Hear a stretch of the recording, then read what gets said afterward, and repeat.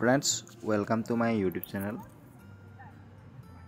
2019 চনতেই তানিয়া খানিজোবাৰ ভিডিঅ' চাই তেতিয়াই ভাবিছিলোঁ অৰুণাচলৰ মেচুকালৈ এবাৰ যাবই লাগিব। কোটৰ গতানুগতিক কামৰ মাজতো প্ৰায় ভাবিছিলোঁ এইবাৰ কেইদিনমান বন্ধ পালেই মেচুকা আৰু লামাং চকীলৈ যোৱাৰ এটা প্লেন কৰিব লাগিব। কিন্তু আগতীয়াকৈ প্লেন কৰি মোৰ ক'তো একচুৱেলি যোৱাই নহয়। 2019 চনৰ পৰা এতিয়া 2024 চনৰ 2টা দিনহে বাকী আছে। সেয়ে ৰোষ্টাৰ ডিউটিৰ সুবিধাটো পাই কোৰ্টৰ কেছৰ কথা পাহৰি পৰিবাৰ ল'ৰাটো আৰু সুজিতক লৈ আৰম্ভ কৰিলোঁ আমাৰ যাত্ৰা। প্ৰথমে তেজপুৰ, লখিমপুৰ, ধেমাজি, চিলাপথাৰ, লিকাবালি হৈ আমি আজি গোটেই দিনটো গৈয়ে আছোঁ।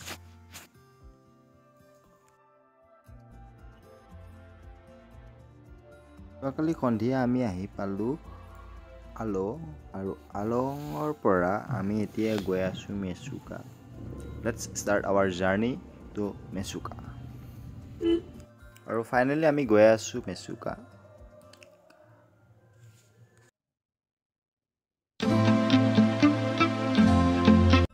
আৰু 3 ঘণ্টাৰ যাত্ৰাৰ পাছত আমি বৰ্তমান আহি পালোঁ চিকো ডিল্ডো ৱাটাৰফল।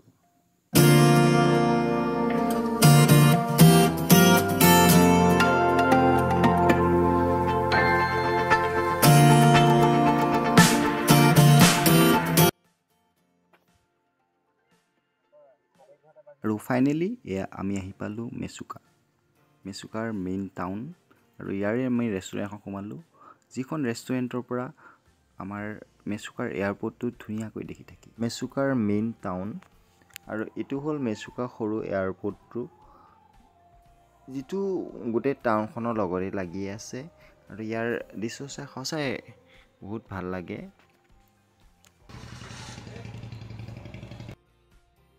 এয়া হ'ল আমাৰ চালক সুজিত।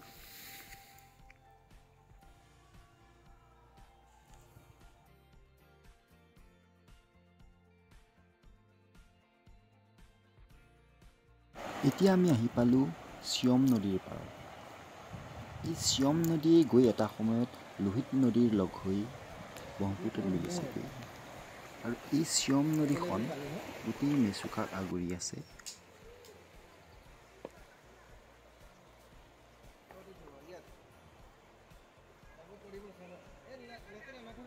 চিয়ম নদীখন সঁচাই বহুত ধুনীয়া। বৈ অহা পানীখিনি আৰু নদীখনৰ দুয়োপাৰ বহুত পৰিষ্কাৰ আৰু পৰিপাটি। এক কথাত ক'ব গ'লে চিয়ম নদীখনৰ পাৰত বহি কিছু সময় নিজৰ মাজত বিলীন হৈ যোৱাৰ আনন্দই সুকীয়া।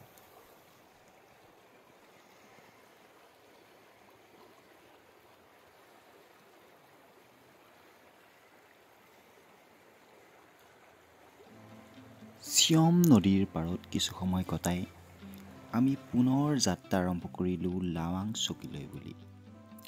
আৰু ফাইনেলি কেইবা ঘণ্টাৰ যাত্ৰাৰ অন্তত এয়া আমি আহি পালোঁ লাৱাং চকী, য'ত প্ৰতি মুহূৰ্তত সষ্টম হৈ আছে আমাৰ বীৰ সেনানী ইণ্ডিয়ান আৰ্মি। হাড় কঁপোৱা ঠাণ্ডা আৰু স্ন'ফলৰ মাজত আমি আনন্দত আত্মহাৰা হ'লোঁ। আৰু চাৰিওফালৰ দৃশ্য চাই বৰফ দেখি দেখি আমি বৰফবোৰ বুটলিবলৈ আৰম্ভ কৰিলোঁ।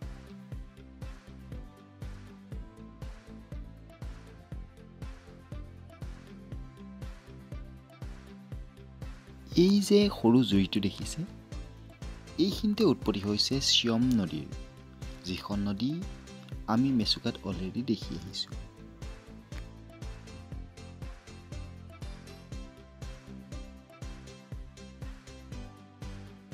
নপল আৰু বৰফৰ মাজত একপি ফটো উঠাৰ আনন্দ কেনেকৈনো এৰি দিওঁ। আৰু হঠাৎ মোৰ মানুহজনীয়ে মোলৈ বৰফৰ টুকুৰা ছটিয়াব ধৰিলে। আৰু ময়োতো কম নহয়, মোৰ গালৈ ছটিয়াব আৰু মই কি চাই থাকিম।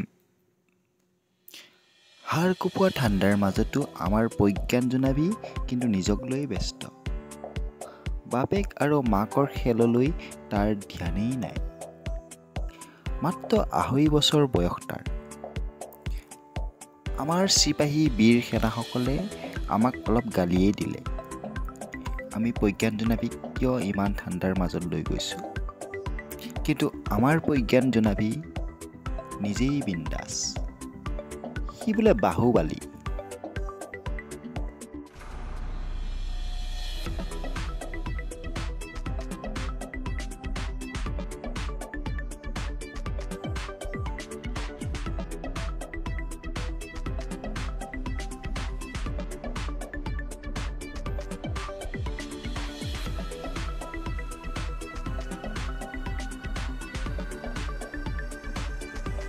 কিছু সময় আমি এনেদৰে খেলাৰ পাছত মই দেখিলোঁ যে আমাৰ বাহুবালীৰ অৱস্থা সিমান ভাল নহয়।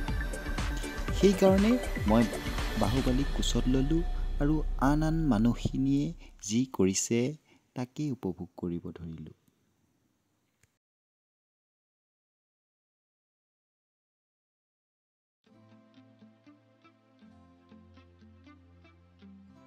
ঠাণ্ডাত মোৰো অৱস্থা সিমান ভাল নহয় আচলতে। মুখখন শুকাই গৈছে।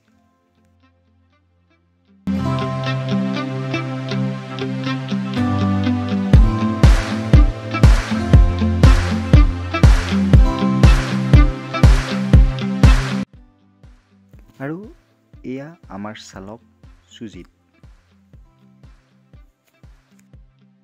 বেচেৰালৈ বেয়াই লাগিছে আজি। চেণ্ডেল পিন্ধিয়ে আহি পালে বৰফৰ মাজলৈ। জোতা এযোৰ কিনিম কৈ চেণ্ডেল পিন্ধিয়ে লামাং পালেহি। মোৰ মোজা দুযোৰ দিছোঁ, নাজানো তাকে পিন্ধি সি কেনেকৈ আছে ইমান বৰফৰ মাজত।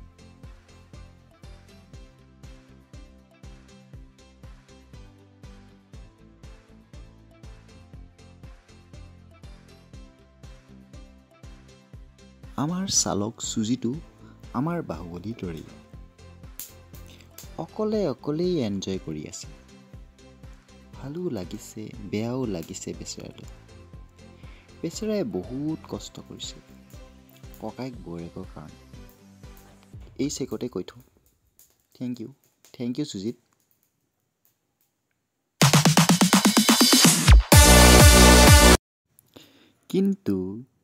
কিন্তু বৌয়েকে জানো তাক অকলে এনজয় কৰিব দিব?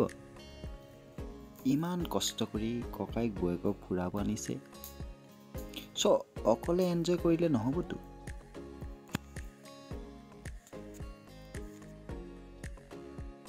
প্ৰায় ১-১.৫ ঘণ্টা বৰফৰ মাজত কটোৱাৰ পাছত আমি আমাৰ উভতনি যাত্ৰা আৰম্ভ কৰিলোঁ আৰু আহি পালোহি পুকাৰ ৱাটাৰফল।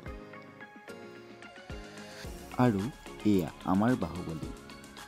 বৰফ আৰু ঠাণ্ডাৰ কিছু কমাৰ পাছতেই আৰম্ভ কৰিলে বাহুবলীৰ নিজৰ খেল।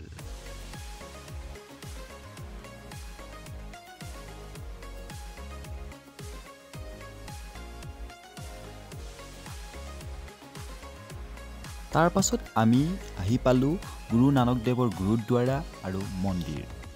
এই স্থানতে আজিৰ পৰা বহু শতিকাৰ পূৰ্বে বিশ্বাস অনুসৰি গুৰু নানক দেৱে তিব্বতমুখী যাত্ৰাত জিৰণি লৈছিল আৰু জিৰণি লৈ থকাৰ অৱস্থাতে তেওঁ আৰু তেওঁৰ শিষ্য দুজনৰ ওপৰত শিলৰ পাহাৰ খহি পৰিছিল। সেই শিল খহি পৰাৰ চিন আজিও ইয়াতে বিদ্যমান। প্ৰবাদ অনুসৰি সেই শিল গুৰু নানক দেৱৰ স্পৰ্শ পাই মমলৈ ৰূপান্তৰিত হৈছিল।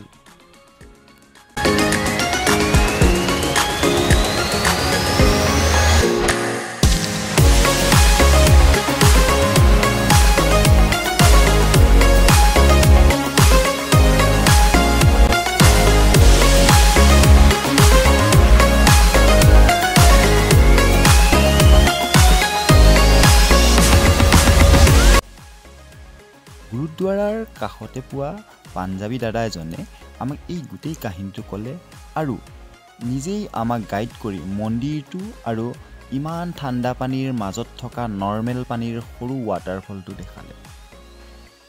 লগতে আমাক বাৰে বাৰে গুৰুদ্বাৰাত সোমাই ফ্ৰী খাদ্য খাই যাব ক'লে, যি খাদ্য ২৪ ঘণ্টাই আৰু প্ৰতিদিনে উপলব্ধ।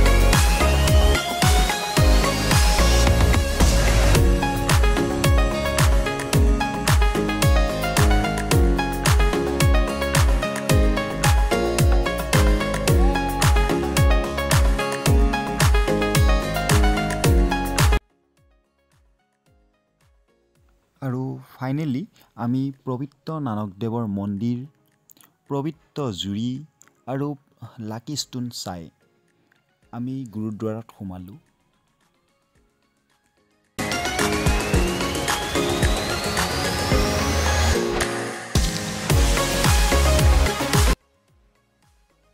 গুৰুদ্বাৰৰ বাহিৰৰ ফালে আৰু গুৰুদ্বাৰৰ ভিতৰত থকা সৰু মিউজিয়ামটোত এই গোটেই কাহিনীখিনি বৰ ধুনীয়াকৈ লিপিবদ্ধ হৈ আছে। আৰু আপোনালোকে যদি ইচ্ছা কৰে তেনেহ'লে ভিডিঅ'টো পজ কৰি ধুনীয়াকৈ গোটেই কাহিনীখিনি আপোনালোকে পঢ়ি চাব পাৰে। ইয়াতে লিখা আছে গুৰু নানকদেৱ কেনেকৈ মেচুকা আহি পাইছিলে, তেওঁৰ তিব্বতমুখী যাত্ৰাত তেওঁ কোনটো ৰাস্তাৰে আহিছিলে, কেনেকৈ তিব্বতলৈ গৈছিলে। হেমকুণ্ড চাহিব উত্তৰাখণ্ডৰ বিষয়ে লিখা আছে, তেওঁৰ ৰাস্তাটো বৰ্ণনা কৰা আছে। শিখ ধৰ্ম কেনেকৈ উৎপত্তি হ'ল আৰু কেনেকৈ বিস্তাৰিত হ'ল, গুৰু নানকদেৱে কেনেকৈ শিখ ধৰ্ম প্ৰচাৰ কৰিছিল, এই গোটেই কাহিনীখিনি ইয়াতেই লিপিবদ্ধ হৈ আছে।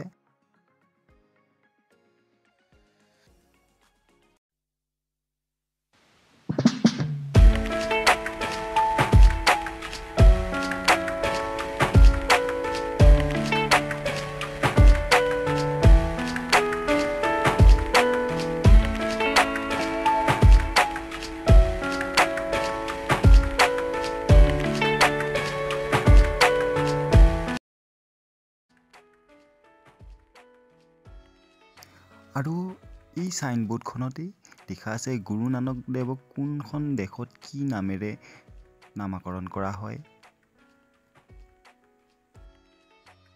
আৰু ফাইনেলি আমি আহি পালোঁ আমাৰ হোমষ্টে। আৰু ইয়াতে আমি ৰাতিটো কটাই আজি নিউ ইয়েৰ পাৰ্টি এনজয় কৰি অহাকালি আকৌ আমি আৰম্ভ কৰিম আমাৰ যাত্ৰা পাছিঘাটলৈ বুলি। Thank you friends. Please like and subscribe my channel. Thank you.